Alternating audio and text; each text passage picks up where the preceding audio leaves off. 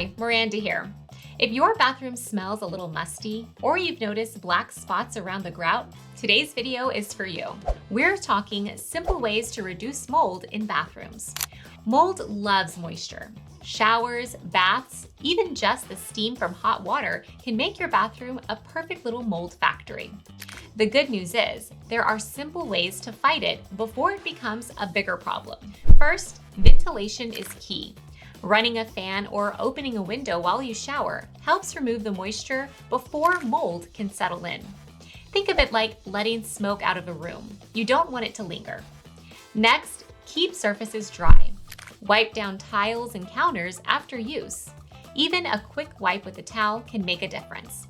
You can also use natural cleaners.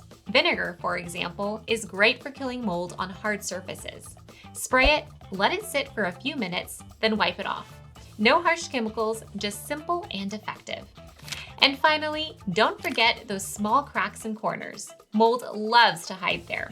A toothbrush works wonders for scrubbing those spots. If you have a favorite trick to keep your bathroom mold-free, drop it in the comments for us all to see. If you want more home cleaning tips and giveaways, check us out on Facebook and Instagram.